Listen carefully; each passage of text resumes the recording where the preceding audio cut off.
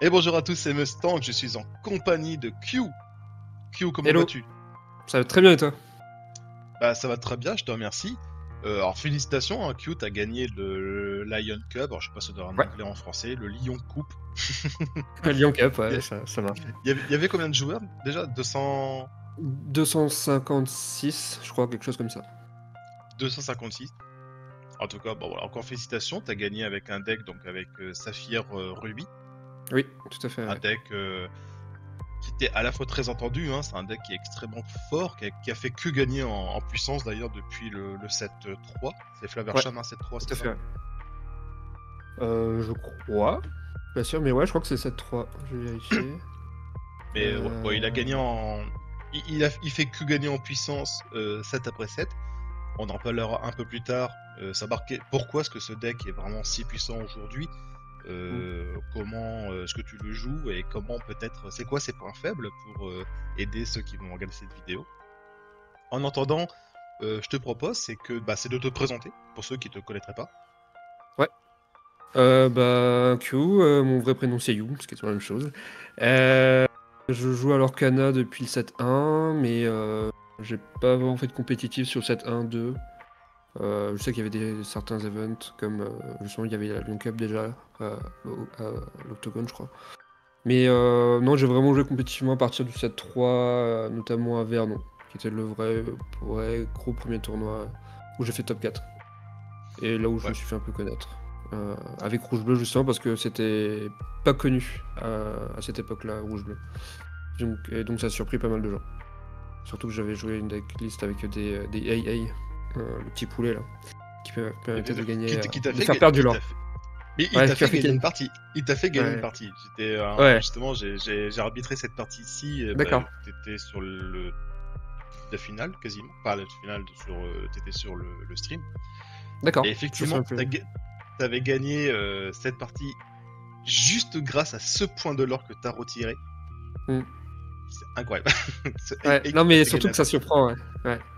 C'est Après, des trucs comme ça, ouais, qui peut surprendre. Mais derrière, qu'est-ce que j'ai fait d'autre? Effectivement, par exemple, sur l'Orcana Challenge, j'ai pas trop eu de réussite, pardon. J'ai fait centième à Lille, top 100, donc j'ai quand même eu la Let It Go. Je suis un peu déçu de pas faire oh, le top c'est 4 décevant. 64. C'est Ouais, décevant quand même. ouais, en fait, j'avais le même nombre de points que celui qui était dans le top 4 64. C'était juste que mon goal average était vraiment le pire de tous. Je crois que j'étais le pire parce que j'avais commencé par une défaite, puis une draw, et du coup, je suis parti de tout en bas quoi, pour monter et c'était pas suffisant. Et les autres, l'Orcana Challenge, j'ai pas eu de réussite non plus. Je suis resté en rouge-bleu à Borum. Le lendemain, je suis passé en bleu-gris sur le side event où j'ai fait top. Mais après, voilà, comme je te disais avant, il y a beaucoup d'histoires de pairing, il y a les pioches, etc. Donc on pourra en reparler, mais il y a plein de paramètres. On va en Et derrière parler ça, ça un qu'est-ce petit que peu j'ai en fait? off, hein, pour ceux Ouais, qui. On a parlé un petit peu en off, effectivement. yes. On en reparlera un petit peu, peut-être un petit peu après, de cet aspect de pairing, ou en tout cas les points qui sont à maîtriser, ou alors malheureusement peut-être les points les plus impactants sur lesquels on ne peut pas maîtriser dans le jeu actuellement. Alors, on verra, t'analyseras tout ça, ton avis sur le jeu Ouais, nous intéresse énormément, donc on verra tout ça un petit peu après. yes. Et tu venais. C'est ton premier TCG? Tu jouais peut-être à d'autres TCG Euh, avant? alors, en termes de TCG, quand j'étais gamin, j'ai joué un peu Yu-Gi-Oh! J'avais fait une Coupe de France, mais je me souviens même plus ce que j'ai fait. Je vais avoir 11 piges. Je vais monter à Paris pour ça, avec un deck Burn. Bref, mais sinon, je jouais un peu à Magic, à la sortie de Magic Arena, donc ça date de 5-6 ans. Mais de manière casu, en mode commandeur. Et voilà. Sinon, ouais, Alter, c'est le vrai premier compétitif auquel je joue, on va dire. Ok, Et donc voilà. l'Orcana, tu t'es vraiment mise, tu t'es dit, ok, là je vais mettre les deux pieds dans le compétitif. Euh, on va dire oui, à partir du 7-3, ouais. Quand il y avait, en fait, quand j'ai eu l'occasion de faire un gros tournoi, je me suis un peu plus concentré dessus et j'ai commencé par une perf à Vernon et du coup ça m'a motivé à continuer un peu quoi. Donc Bah, ouais. même plus qu'un peu. Oui, j'essaie de faire les gros tournois, surtout que vu que je bosse à la SNCF, c'est assez pratique pour faire les tournois un peu partout en France, Ah, tu sans m'étonnes. dépenser beaucoup. Voilà, Les bons plans de la SNCF. Alors, hop, exactement. ta decklist, on la verra juste un petit peu après. Yes. Donc là, tu as participé au gros tournoi sur Lyon. Et alors, Jaune Gris, c'était extrêmement attendu. Oui. Parce que je pense que là, actuellement, il y avait beaucoup de joueurs qui ont fait des perfs assez régulières sur divers événements et toujours en Jaune Gris. Bleu-Rouge, c'était aussi très entendu. Maintenant, Bleu-Rouge, tu donneras ton avis, ton analyse un peu plus tard. Euh, comment est-ce que ça arrive à percer? Parce que forcément, dans ce 7-5, on a eu quand même des cartes très intéressantes pour les decks plutôt agressifs. Mhm. Et en vrai, au début, je pense, enfin en tout cas moi je le pensais, et je pense que beaucoup le pensaient aussi, je me disais c'est impossible que Bleu-Rouge puisse s'en sortir avec les cartes agressives qui sont apparues. Et pourtant non, Bleu-Rouge reste un des meilleurs decks du format. Et alors toi, du coup, bon, t'es parti sur bleu-rouge, tu t'es dit, ça y est, c'est mon identité, ou alors tu t'es dit, bah non, bleu-rouge, ça reste extrêmement fort, et les jaunes-gris, ça te faisait pas peur. Bleu-rouge, alors faut savoir, on est au début du 7-5, il n'y a plus Pixelborn pour beaucoup jouer et voir ce qui est fort. Et il n'y a eu aucun tournoi, gros tournoi, donc il n'y a pas beaucoup de data. Donc c'est très dur de s'entraîner, c'est très dur de voir les meilleurs decks, faut jouer en équipe, etc. Et du coup, je suis parti du constat que bon, j'ai joué bleu-rouge. C'est un deck que je maîtrise depuis 7-3, 7-4. Et je rajoute un peu les cartes qui m'ont l'air fortes du 7-5. Et on va voir ce que ça donne. J'essaie de pas faire un truc trop spicy avec des trucs exotiques parce que voilà, si ça top, ben j'ai pas envie que ma decklist, voilà, tout le monde voit et essaie de jouer contre, etc. Et je fais un truc assez classique avec des touches personnelles et on va voir ce que ça donne. Moi en fait, j'ai surtout vu le tournoi comme entraînement pour Birmingham. Dans le sens, voilà, je suis même pas sûr de partir sur bleu-rouge au final à Birmingham. Bon, je pense que oui au final vu que je suis plutôt à l'aise et c'est très dur de changer, d'apprendre de deck euh, comme ça et la méta évolue assez vite. Mais ouais, le tournoi je l'ai vu vraiment comme un entraînement et voir un peu comment la méta allait évoluer au sein du tournoi et après voir comment ça va évoluer suite je pense que les decklists vont être publiés, etc. Et du coup, je pense que la méta va changer un peu avant le tournoi de Birmingham. Donc ouais, personnellement, je savais que Song allait être très popularisé à cause de Navin, qui rend le deck extrêmement fort. Je pense qu'il faut en jouer 3 fois ou 4 dans tous les Song. C'est vraiment trop fort comme carte. Et ça passe à travers la Ursula Violette qui empêche de chanter. Donc non, ça fait vraiment des trucs de folie. Et pour répondre à ta question, pourquoi Rouge Bleu s'en sort si bien, c'est surtout que Sisong fait l'arbitrage des decks aggro à notre place en fait. En fait, Sisong, j'ai l'impression que ça bat quasiment tous les decks aggro, mais bien. Et du coup, ça oblige les decks aggro à jouer plus tempo, du style vert-violet. Euh, Rouge-violet a essayé de mettre Cusco à la place de Flynn.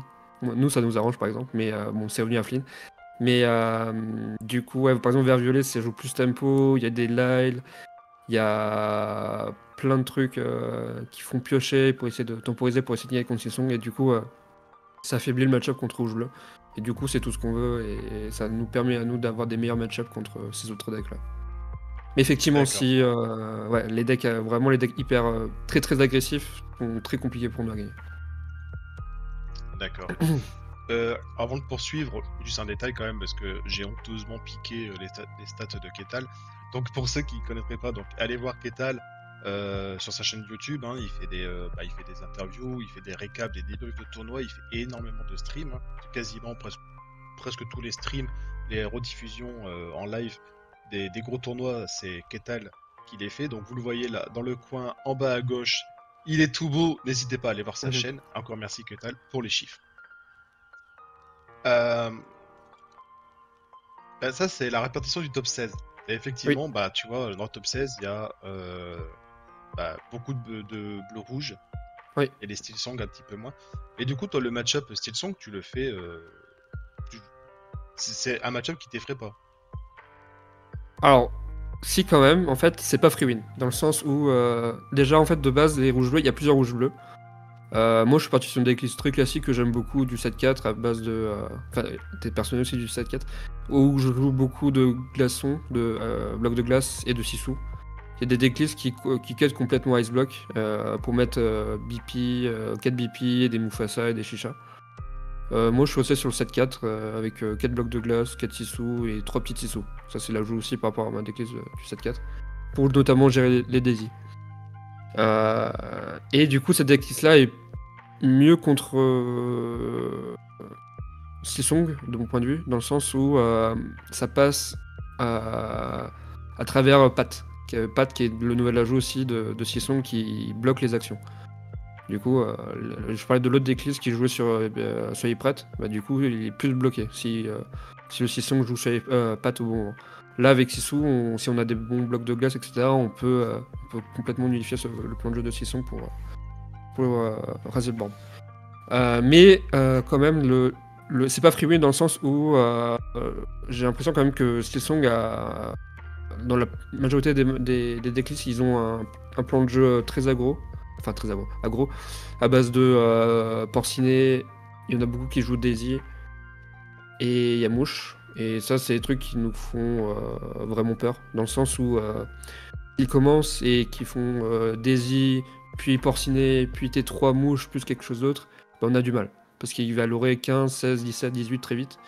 Et nous, on sera toujours derrière à essayer de gérer tout en bas pour pas qu'ils finissent les deux de l'or. Surtout qu'ils peuvent jouer des trucs à distance comme le poulet là, dans de la halle, pour finir de lorer les 2 points d'or qui restent à la fin.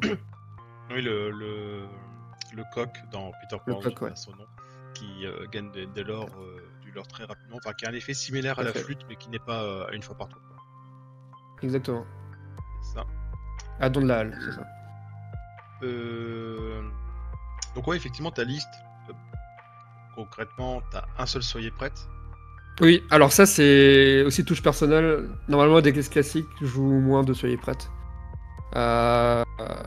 Moi, c'est personnel dans le sens où ça m'arrive très souvent de stick, enfin d'avoir des 2 ou 3 Soyez prêtes en main à plusieurs tournois qui m'ont fait perdre. Et du coup, je me suis dit, bon, je cut et je laissais juste une Soyez prête. Comme ça, ça oblige déjà les adversaires à jouer autour et pas non plus être en mode j'étale mon board comme pas possible. Et d'un autre côté, ça me permet d'être, voilà, si je le pioche, tant mieux. Et si je le pioche pas, bah tant pis, parce que j'ai un plan de jeu qui joue autour de ne pas l'avoir. Et je sais qu'à un moment, il viendra et il viendra quand il faudra, quoi. Mais voilà. Ouais, c'est vrai Mais que normalement, juste... en vrai s'il faut être raisonnable, il faudra en jouer 2. Mais moi, je préfère en jouer une, juste parce que je suis de manière générale assez malchanceux. Donc je préfère ne pas trop en avoir en main. Donc je laisse ça, hein, et puis voilà. C'est vrai qu'une fois que l'adversaire a l'information que tu joues au moins Soyez prêt dans ton deck, il est Oui, obligé de le respecter et... c'est ça. C'est ça. Là, par C'est contre, pour ça il est là, que. mais il sait pas que t'en joues qu'une, quoi. Ouais, c'est ça. C'est ça, c'est ça. Mais c'est pareil, en top 4, en fait, le top 4 à la Lyon Cup, la decklist était visible. Donc on avait 3 minutes pour consulter. Et les gens voyaient que j'avais une seule BP. Et à chaque fois que je piochais, les gens. Ouais, ouais. Ils se sont Ouais, dit, mais et il se fout de ma gueule, lui, c'est pas possible. oui, c'est ça. À chaque fois, c'était à chaque fois. Presque à chaque fois, je le piochais et ils en pouvaient plus parce que bon, j'en ai qu'une seule. Et du coup, ils disaient, mais c'est pas possible qu'il le pioche. Et ça arrivait sur plusieurs games. Mais des fois, je pioche pas. Des fois, je suis obligé de le mettre en dessous du deck avec la vision du futur. Mais c'est pas très grave. J'arrive à tourner autour avec notamment 4 blocs de glace. Ça, les decklists, on joue pas souvent 4. Moi, j'aime bien en jouer 4 parce que j'aime bien avoir un objet de plus à 1. Même si c'est non ancrable. En gros, voilà, par rapport aux decks classiques de rouge-bleu que tu peux voir un peu en net des camps, ils jouent souvent 2 bi-prep et 3 ice block. Et le reste, c'est quasiment ce que j'ai. Peut-être pas les Jova et les Bleu Lumière. Bleu Lumière, j'aime beaucoup, du coup, je les ai gardés. Je trouve ça assez fort. J'aimerais en mettre plus, mais j'ai pas de place. Ouais, Notamment. c'est presque un draw 2 hein, en vrai, Ouais. parce que tu rampes et tu pioches. Ouais, c'est ça, ouais. C'est exactement ça. Donc moi je trouve ça fort contre Sisong et le miroir. Surtout le miroir. Mais le problème en fait c'est que c'est une chanson et comme je vole d'ailleurs. C'est pour ça que les gens les ont cut. Parce que Ursula les enlève. Mais de manière générale, normalement, vert violet ne joue plus Ursula. Parce que les vrais decks classiques de rouge bleu ne jouent quasiment plus de chansons. Donc normalement, ils font pas T2 Ursula. Donc normalement, on passe à travers. Mais ouais, c'est vraiment. Ah oui, et je voulais parler des bagarres. Bagarres, de base, dans les decks du 7-4, c'était 4 bagarres. Vu que Diablo n'existe plus, à cause de Bucky qui s'est fait nerf, tout le monde peut en cut. Toutes les églises peuvent le cut, voire l'enlever complètement. Moi, j'en ai mis 2, parce que j'étais pas encore tout à fait à l'aise à l'enlever complètement. En fait, la petite issue fait quasiment le même job. Vu qu'on a 4 iceblock, on a beaucoup de chances de shooter un truc à 2 de force. Mais ça reste une encrade. En rouge, peut-être. Ouais, voilà, par exemple. Mais voilà, j'en ai laissé 2 en mode je suis pas encore convaincu à 100% qu'il faut l'enlever, et je suis pas très confiant à l'enlever comme ça. Faudrait peut-être plus de training et je l'enlèverai pour mettre autre chose. Pareil, Maui. Dans ma decklist, je pense que 4 c'est peut-être too much maintenant au vu de la méta. En fait, rouge-bleu de manière générale, c'est un deck qui s'adapte à la méta. C'est un deck où, en fonction de la méta, les cartes sont pas du tout les mêmes. Et par exemple, c'était pour péter les lieux en fait, le Maui. Maintenant, pour péter les lieux, tu vas faire le Cusco ou alors le Exactement, directement. Exactement, ouais. Du coup, Maui, par exemple, les decklists de mes adversaires, le finaliste et demi-finale, non, huitième de finale. Quart de finale, ils jouaient 2 à 3 Maui, quoi. Et j'ai trouvé ça pas déconnant au final de cut les Maui, parce que au final, je vois pas trop dans le match-up, à part rouge-violet, vert-violet à la limite, où c'est fort. Mais aussi le Song, normalement, on shoot déjà tous les créatures avec les Sissou et les bagarres, soyez prêtes. Donc il n'y a pas trop besoin de Maui. Donc je me verrais bien en 4-1 ou 2. Voilà. Donc ouais, la Dex n'est pas encore finalisée et je réfléchirai d'ici Birmingham pour pouvoir changer les trucs. En tout cas, c'est une base, c'est une bonne base et elle est adaptable, quoi. Voilà. Et le nouvel ajout du 7-5 qui rend le deck extrêmement fort, à mon avis, c'est la vision du futur. C'est l'action à 2 qui permet de garder les 5 premières cartes du deck et d'en garder une et de mettre les autres en dessous. Ça, c'est un très bon ajout à la version classique de rouge-bleu, dans le sens où ça permet de vraiment t'adapter à la situation. Souvent, en fait, il est tout le temps utile, dans le sens où, par exemple, en début de partie, tu vas l'ancrer parce que tu n'en as pas besoin, à moins de vouloir vraiment Flavorsham au T4. Sinon, en milieu de partie, des fois, il te manque une plume, enfin, il te manque une glace à l'eau ou le Flavorsham parce que tu as trop d'objets ou tu n'as pas assez de Flavorsham pour consommer tes objets. Du coup, la vision va te le donner. En ultra late game, ça te permet de choper tes gestions ou justement de la pioche de nouveau pour repartir. Et du coup, la carte est vraiment flexible. Et on a souvent 1 à 2 de mana d'encre disponible. Donc, c'est vraiment une carte très forte et qui a remplacé Développe ton cerveau. Ouais, ça apporte une stabilité incroyable, cette carte. Ouais. Et autre ajout, il y a 2 autres ajouts.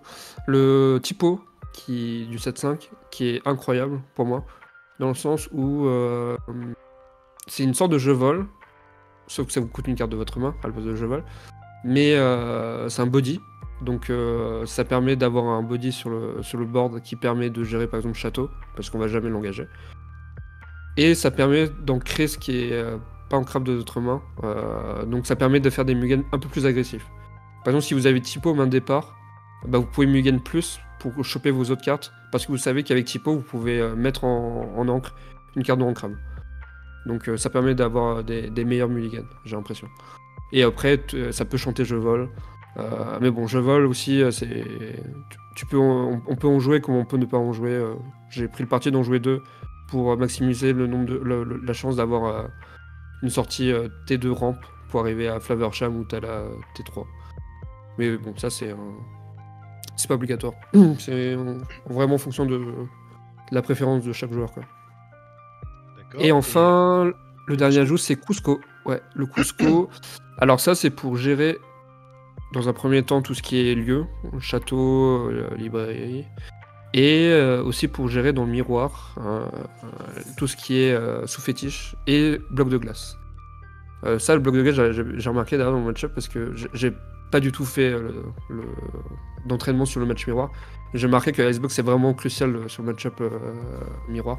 Et du coup, avec Cusco, j'hésite pas à shooter les Icebox pour vraiment l'empêcher l'adversaire de shooter nos créatures à base de Medusa et de Sisu, quoi. Et j'en joue 2. Alors en fait, il y a Cusco ou c'est quoi l'action déjà? Cachez-vous, je crois. C'est Hide Away en anglais. Rien à Ouais, c'est ça, cacher? c'est cachez-vous. Ah oui, Non, oui, cachez-vous. Cachez-vous. dans le 7-5, oui, cachez-vous. Ouais, ouais, cachez-vous, donc qui fait la même action, enfin la première action de Cusco qui est d'envoyer en encre un objet ou un lieu. Alors attention, même ça peut être un de nos propres objets au lieu. Donc ça permet un play assez bien avec cachez-vous. C'est peut-être pour ça que je vais prendre cachez-vous, remplacer cachez-vous pour le Cusco.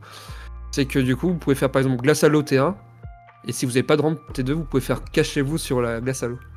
Et du coup, bah, vous avez artificiellement rampé en cramant votre glace à l'eau en encre. Alors ça, Vraiment, ouais. c'est un Alors, peu en le fait, bourbier, ça, quand même. ouais, c'est un peu le bourbier, mais c'est extrêmement fort contre un match-up qui est Silsong. Parce que contre Silsong, de manière générale, Flaversham, c'est pas une carte ouf dans le match-up. Enfin, ouf. Elle est pas exceptionnelle au match-up. Parce que Silsong va naturellement vous faire piocher avec Revel Bleu. Donc c'est pas très grave de. En fait, contre Silsong, vous voulez ramp. Justement pour attendre le Revel Bleu qui va arriver. Donc c'est pas un problème de cramer un objet pour ça, quoi. Donc voilà, c'est des petites optiques qui est possible avec Cashew. Et Cusco, par contre, ce qui est bien à côté, c'est un body qui l'aura 2 et qui a un autre effet qui circonstanciellement peut être fort. Donc voilà. Mais du coup, ça permet d'améliorer nos match-up contre rouge-violet et le miroir, notamment. Et aussi les petits coquins qui peuvent jouer des flûtes et des lanternes. Quand ils sont. D'accord. Et bah, alors, concernant le mulligan, globalement, bon, tu veux du ramp, donc tu veux. Oui. En priorité, qu'est-ce que tu veux? C'est typo, plume, je vole? Alors, pas forcément les 3, mais au moins un des 3. Le mieux, ça serait typo. Parce que, comme je disais, ça vous permet de mieux mulligan. Sinon, je vole, ça suffit. Avoir les deux, c'est pas nécessaire, mais c'est bien de garder les deux. Dans le sens où vous pouvez faire des plays où soit vous ancrez je vole parce que les autres cartes sont trop fortes, soit vous ancrez autre chose. Et au T3, vous pouvez chanter je vole avec typo. Et plume, pour moi, c'est que fort contre Silsong. Donc je garde même pas plume si je suis pas contre Silsong. Ah ouais, Ou carrément. bleu-gris, Donc, mais ouais, bon, toi, bleu-gris. Ouais. En vrai, plume, pour moi, c'est pas très très fort. Hein. C'est juste fort contre Silsong. Et c'est un objet qui se fait manger par Flaversham. Après, bon, c'est dans la decklist. Je parle bien sûr dans le contexte de cette decklist. Si on parle d'une decklist avec Kachisha et des Donald, donc des trucs comme ça pour ramper jusqu'à Mufasa, etc. Plume, c'est fort. Mais dans ma decklist, c'est pas non plus extrêmement fort. C'est vraiment fort à cause de Sisson qui est vraiment prédominant dans le match.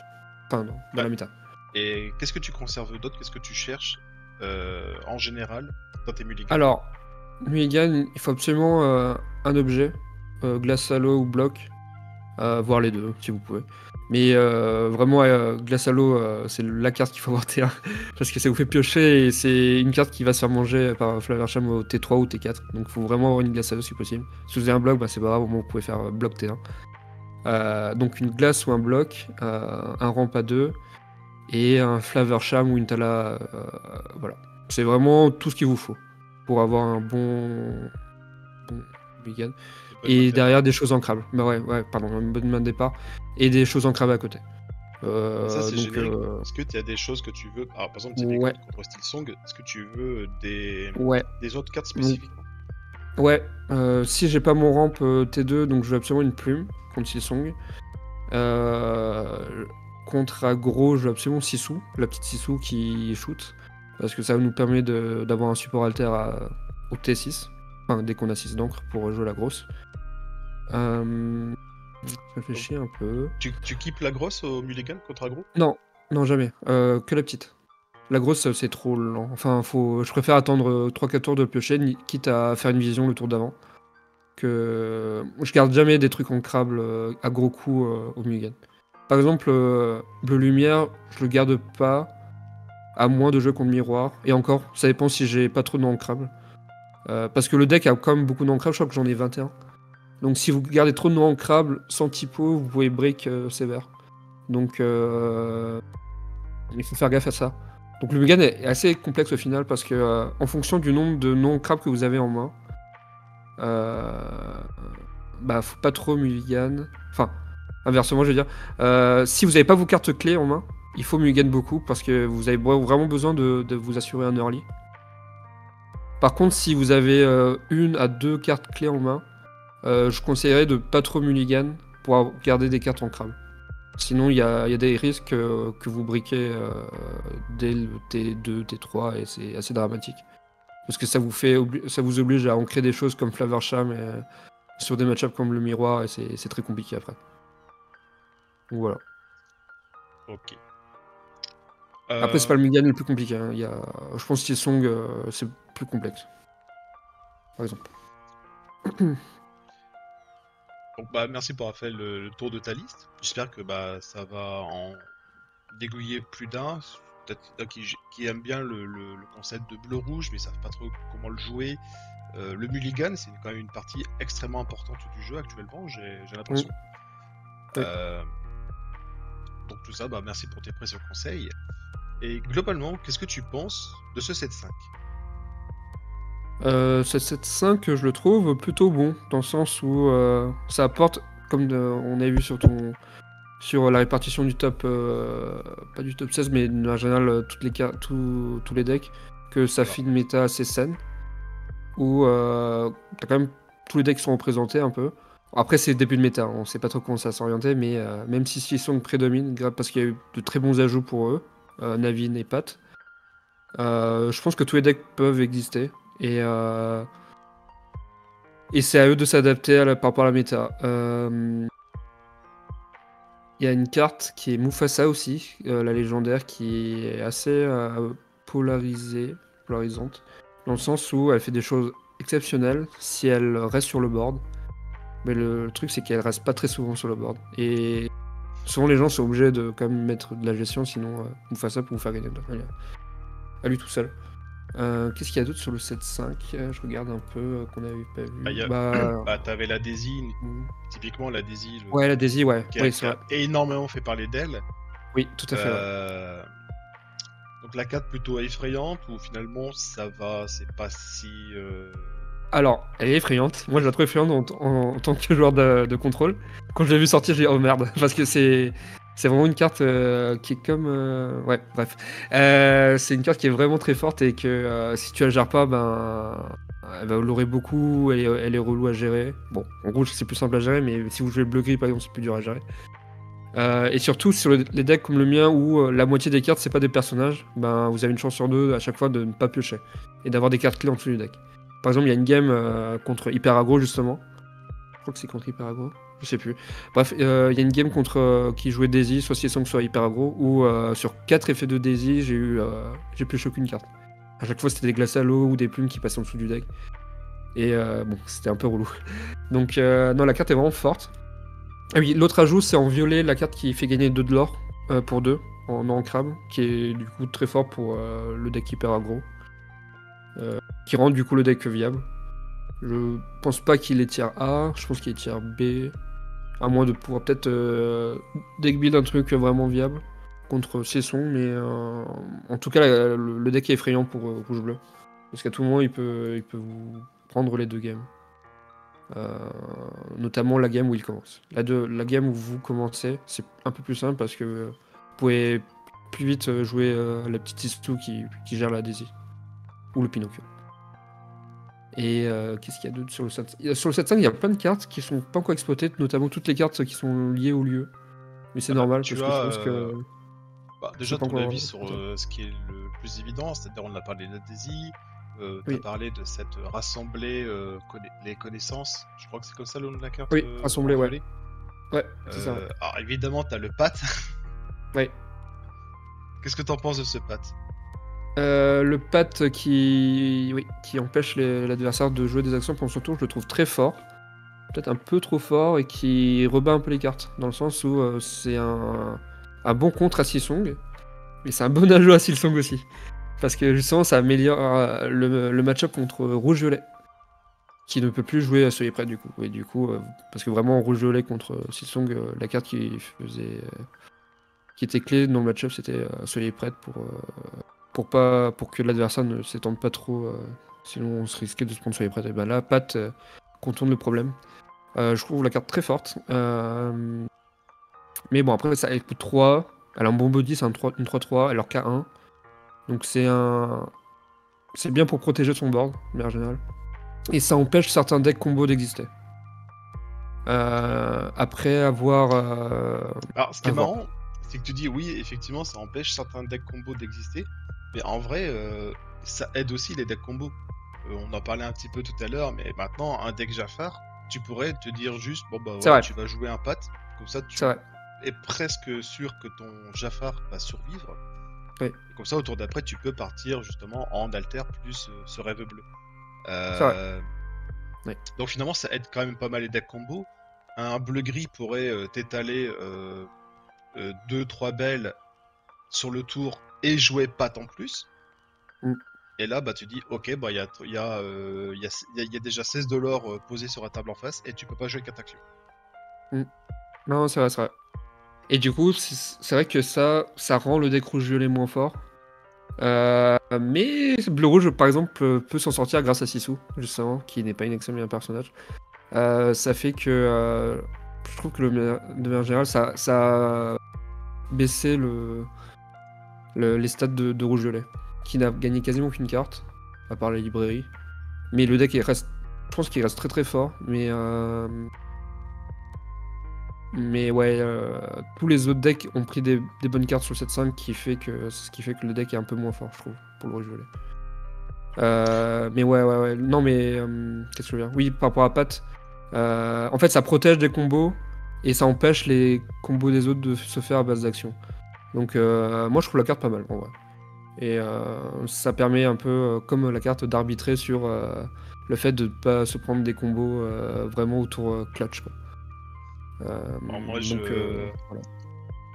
call que Pat, il allait bientôt. Enfin, il allait dans un futur rejoindre Bucky, mais. Ah ouais? Ok. À voir. Ça dépend à quel point les actions deviennent trop fortes, mais. Ou pas, je sais, mais ok. Je sais pas trop. On verra. Pour l'instant, on n'a pas eu de challenge, mais ok. Bah, la carte, si tu veux, elle est. En fait, elle est pas amusante, quoi. Oui, d'accord, ok, je vois dans ce sens-là. Oui, dans ce sens-là, ouais. La carte, elle est. Oui, est-ce que tu vas me dire, bah oui, mais en face, elle joue. Par exemple, tu t'affrontes un deck Mufasa, par exemple, le légendaire jeune. Oui. Bon, bah l'adversaire, il joue un Pat, tu fais. Ouais, ok. Je m'en fiche, ouais. tu es d'accord. Donc c'est pour ça que oui, évidemment, on voit la faiblesse de Pat, c'est que sur les decks, même les decks relativement aggro, la plupart du temps ils s'en foutent de Pat.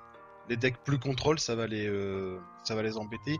Et en vrai, c'est très très bien que Pat il existe parce que comme tu l'as dit, ça a déjà violet rouge, les decks qui disaient bon bah voilà c'est bon, je peux maîtriser la partie jusqu'au tour 7.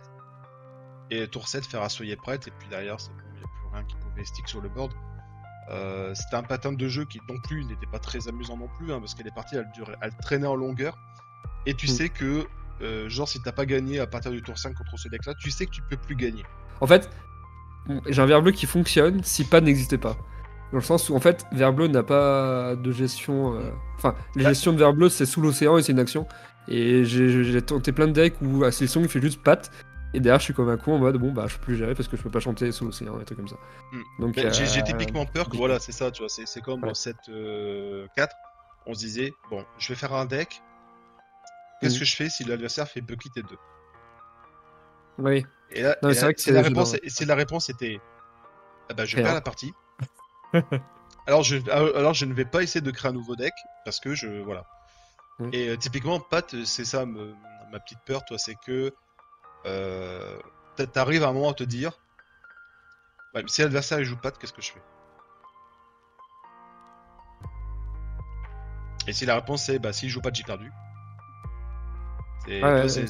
Toi, c'est en ce sens que je pense que Pat prendra peut-être un taquet pas tout de suite, mais Ok, peut-être dans un futur. on verra. On verra. On verra. On verra. Bah, le stand du futur, n'hésite pas à venir faire un commentaire sur cette vidéo si jamais pas de se fait fait. Bah, en parlant de futur, justement, alors qu'est-ce que t'attends, toi, le futur du jeu? Comment est-ce que tu l'envisages? Alors, quand je parle du futur du jeu, euh, peut-être des mécaniques de jeu que tu aimerais bien voir apparaître, euh, des nouveaux formats, peut-être, parce que bah, tu sais que le 2GR,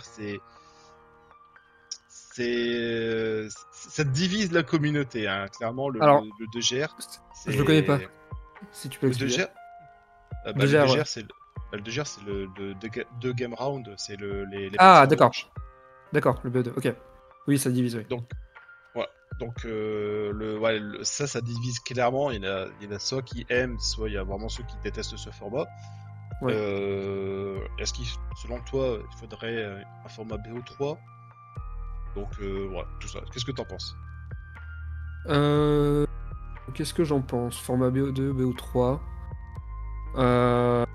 J'ai pas trop réfléchi à la question, mais moi je préférais un BO3 quand même. BO2, je trouve ça un peu bizarre le goût d'inachevé en mode tu joues contre quelqu'un et il y a égalité. Genre tu sais pas trop si t'es meilleur que lui ou pas. Après je comprends, en fait pour moi, je sais pas si c'est ça ou pas, mais ils ont fait le format BO2 pour contourner le fait que celui qui avait le TOS avait un avantage. Dans le sens où celui qui avait le TOS, il allait forcément commencer. Parce que dans 99% du temps, c'est toujours bien de commencer. Parce qu'on a l'avantage de poser un personnage plus tôt, donc de chanter plus tôt, ou même d'avoir des trucs plus forts, même si on a une carte de moins. C'est toujours plus rentable d'avoir un tour d'avance.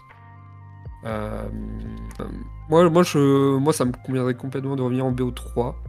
Après, ce que peut faire Ravensburger pour faire quelque chose, c'est mettre des cartes qui sont fortes quand tu joues en deuxième. Typiquement, allez, je prends un truc à la con, même si c'est pas joué, mais le AA. Le AA vert, là, qui fait que si vous avez moins d'encre que l'adversaire, bah, vous rampez, vous faites un jeu vol. Bah, ça, c'est intéressant. Oui, c'est Voilà, une donc c'est des excellente petites carte mécaniques mécanique. comme ça qui peuvent être bien parce que du coup, ça remonte le win rate du joueur qui joue en deuxième, en fait. Mm. Et du coup, bah, ça fait que votre BO3, bah, c'est pas très grave si vous commencez pas le BO3. Parce Donc que je pense que oui, si on justement, t'en arrive parlais à... tout à l'heure. Ouais. Ouais, T'en parlais tout à l'heure, tu parlais du fait du dice roll, du pairing, ce genre de choses. oui. C'est vrai que ça, malheureusement, ça a un gros impact sur ton tournoi. Et ça, c'est pas des choses sur lesquelles toi-même, en tant que joueur, tu peux influer. Ouais. Ouais. Alors en fait, ouais, c'est ça aussi. Influencer. Je préfère le BO3 que le BO2 parce que BO2, il y a que 2 matchs. Et du coup, il se peut qu'il y ait une game où ben, ça sort pas, vous avez pas de sortie, ça brique. Et voilà, c'est pas très grave. Vous avez une troisième game pour vraiment vous départager. Là, en BO2, c'est vraiment, vous avez pas le droit à l'erreur et il faut faire du mieux qu'on peut. Et bah, ça m'a pas du tout réussi pour le moment sur les Lorcan Challenge. Où il y en a un où j'ai fait une victoire et 8 draws. Mais bon, j'avais affronté beaucoup de rejoués. Bref. Ouais, c'est pour ça que je sais pas. Ouais, je suis plutôt team BO3 pour vraiment avoir un vainqueur sur une confrontation, quoi. Et pas avoir un 1 et se dire ah bon bah personne n'a gagné et puis voilà on passe au prochain adversaire. Donc voilà. Ok. Donc, bah, voilà. Merci à toi pour cette interview. Donc, toi, on te retrouve à Birmingham. Ouais, tout à fait, ouais. J'y serai avec mon équipe. On y va à je pense au moins 4 ou 5. J'ai pas les noms en tête mais on sera pas mal là-bas. Donc on va essayer de faire un truc. Ouais, je vais essayer de perf pour une fois. Parce que les Lorcan Challenge me réussissent pas du tout. Mais bon, on va essayer. À Lyon, c'était en BO3. Non, c'était comme Lorcan Challenge, c'était BO2, c'était 8 rondes le samedi, et le top cut, top 16. Donc, j'ai fait quoi moi? J'ai commencé. En fait, je commence quasiment tout le temps pareil. J'ai fait une J'ai fait quoi, défaite. moi? J'ai fait premier. J'ai fait quoi? Non, mais j'ai vraiment très mal commencé, comme dans tous les Lorcan Challenge aussi. J'ai commencé par une défaite contre Rougelet. Après, j'ai fait une victoire contre Siesson, puis j'ai fait une égalité contre Hyper Agro. J'étais pas content de tomber contre Hyper Agro. Et après, j'ai fait Mais t'as victoire, fait victoire, égalité, victoire. c'est. Ouais. Déjà, j'étais content, mais bon, c'était quand même relou de tomber contre le Hyper Agro. Donc, comme je disais, ouais, les pings, c'est un peu relou. Ça peut changer des choses sur le résultat d'un tournoi. Mais ouais, après Hyper Agro, puis après, je suis tombé sur Siesong.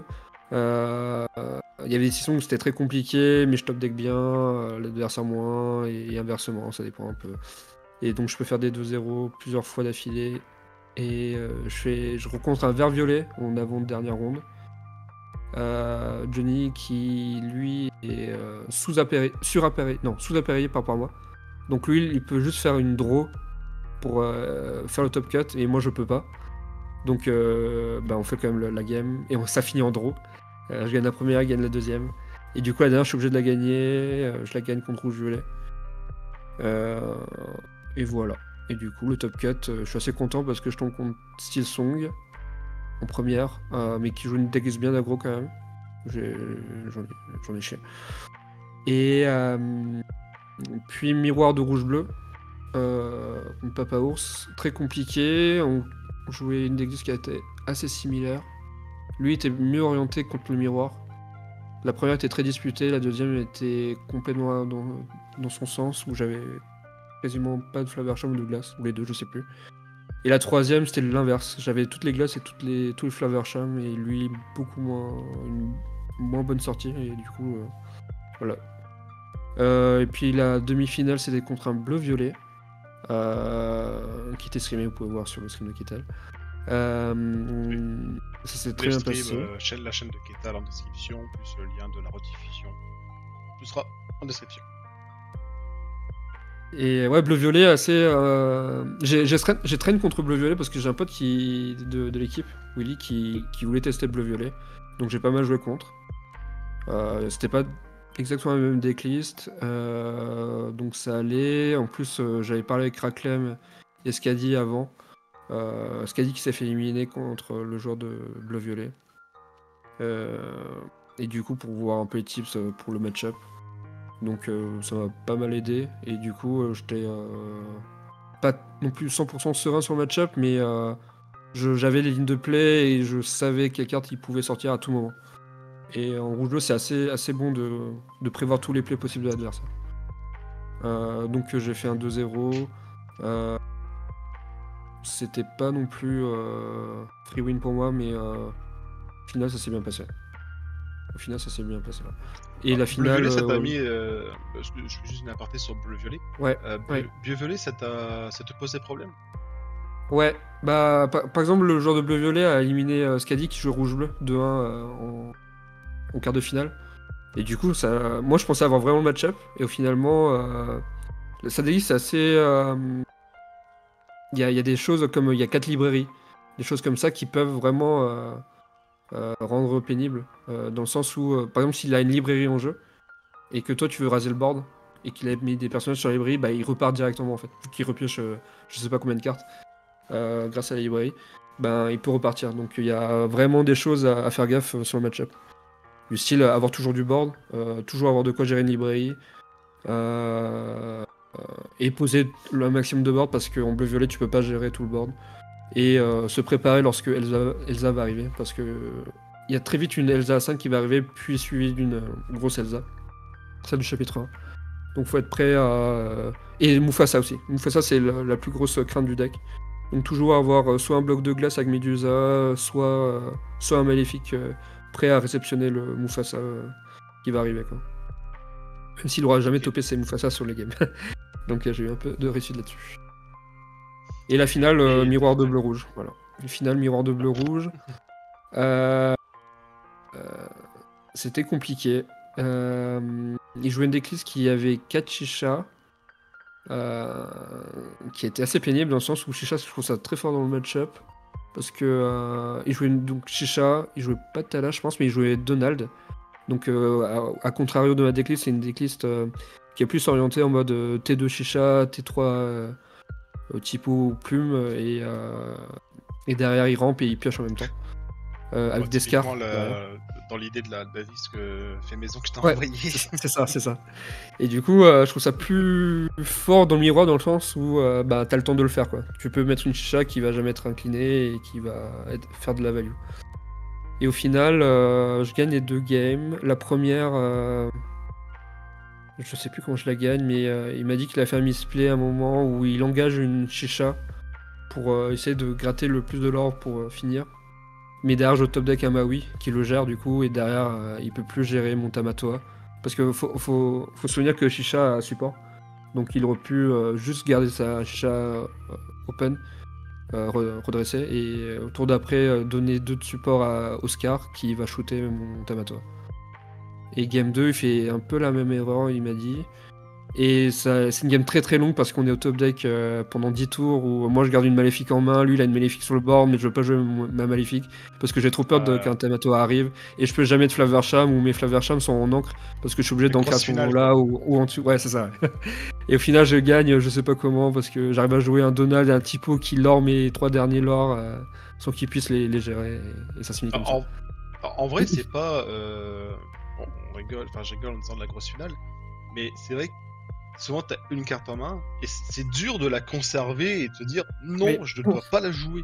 C'est vraiment, t'as l'impression que tu fais rien pendant 10 tours, mais tu sais que tu ne dois pas jouer cette carte-ci, et c'est très dur. C'est vraiment très très dur. Alors, ouais, il y a que en miroir bleu rouge que ça fait ça. Enfin, miroir. Oui, souvent, c'est. Je sais pas si ça se voit en stream, j'ai pas regardé les rediffs, mais c'est beaucoup de main game. Dans le sens où, des fois, par exemple, j'avais 2 plumes en main, bah, je joue aucune carte. Genre en mode vraiment, bon, bah voilà, il croit que j'ai des bonnes cartes, mais en fait, c'est que du bluff. Il pense que t'as 2 dragons là, et puis non. Ouais, c'est ça. En fait, non, pas du tout. Mais c'est que ça, et par exemple, à un moment, je peux jouer Tamatoa, mais je joue pas parce que j'ai peur qu'il est maléfique, donc je joue une maléfique à la place. Derrière, une maléfique, ma maléfique. Du coup, après, je peux jouer Tamatoa. C'est des petites opties en mode, bah, je pense qu'il a ça.